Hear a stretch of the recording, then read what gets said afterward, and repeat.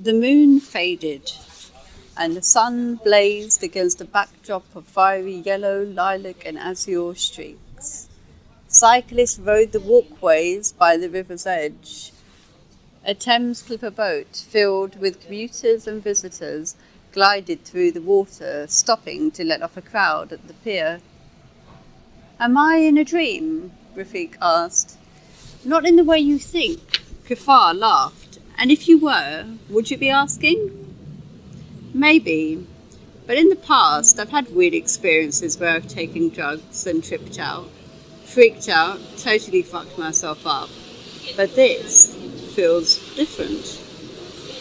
"Then trust that it is different." "I must have been in an accident or something, or taken drugs. I just don't know." "Whatever happened brought you here. So you just need to see where the journey takes you." Qifar placed his satchel on the deck, opened it and took out some small vials. "When you reach the state of in-between, these will contain anything that needs to be captured." "Like what?" "Let's call them strays." "Where shall I put them?" "I forgot my man bag," Rafiq said. "Your what?" "Never mind. Put them in your cloak." "My cloak?" He felt his skin. There were more pockets down his thighs and waist. "Oh, right. Well, not so right, but you know." The boat drifted towards a small muddy beach where a man walked his dog and people wandered by a set of watermen's stairs. "It is now time for us to part ways temporarily," Qifar said, handing the vials to Rafiq. "Here?" "Yes, don't forget about the vials, okay?" Rafiq nodded. "You can walk or fly." Qifar stepped onto the water and hovered. "I can't do that. I'm not Jesus." "Who?" Rafiq felt his skin crawling on his back. Something tickled his cheek. He brushed it off. "Oh, you have wings," Qifar said. "Only tattoos of them. They're more than markings." The tattoo wings trembled and lifted away from his back, carrying Rafiq from the floor of the boat.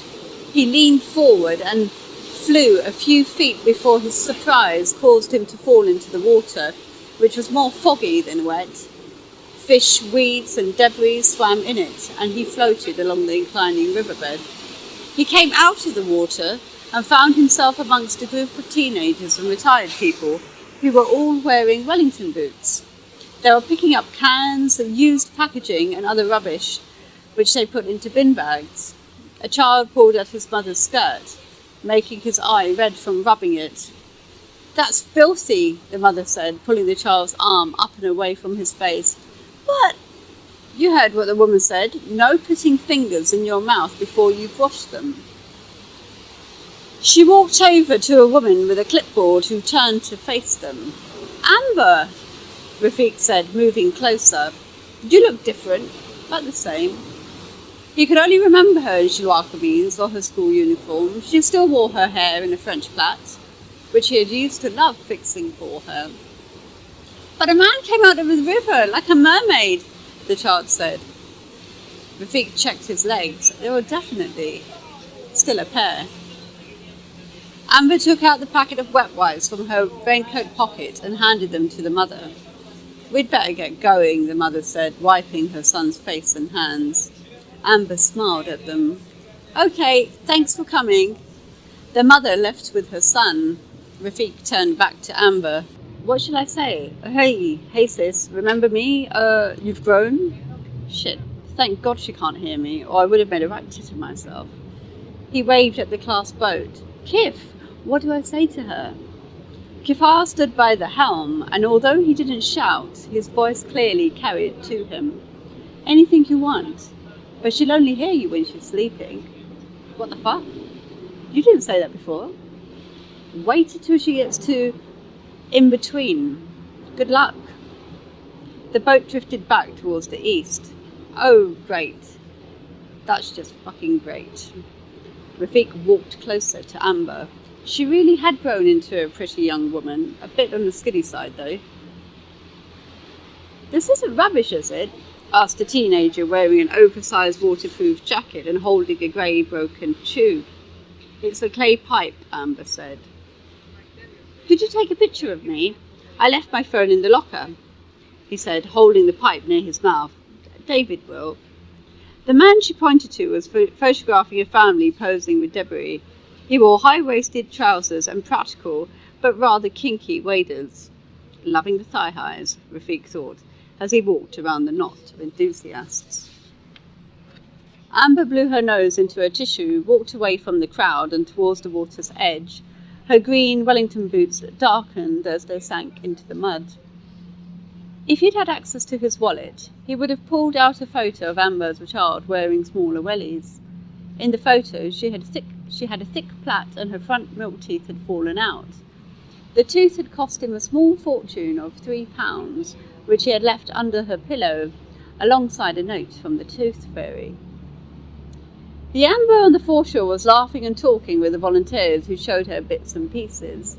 She smiled at everyone, even those that came up to her with broken roof tiles.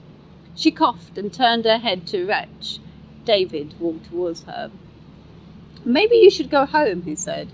"We're nearly done here, aren't we?" Amber said. "Yes." "I'll stay. To the end, as always. Nothing like a bit of fresh air." She coughed again. The volunteers began to leave, handing in their bin bags to another woman. Amber packed her backpack with a stack of laminated sheets. Her phone beeped twice. She picked it up and read the message. Rafiq read it too. "You have much post. I can forward it to your mum's place, Hussein, X." Amber scrambled for her packet of cigarettes and was about to take one out when a man with unwashed hair and puffy skin under his eyes came up to her.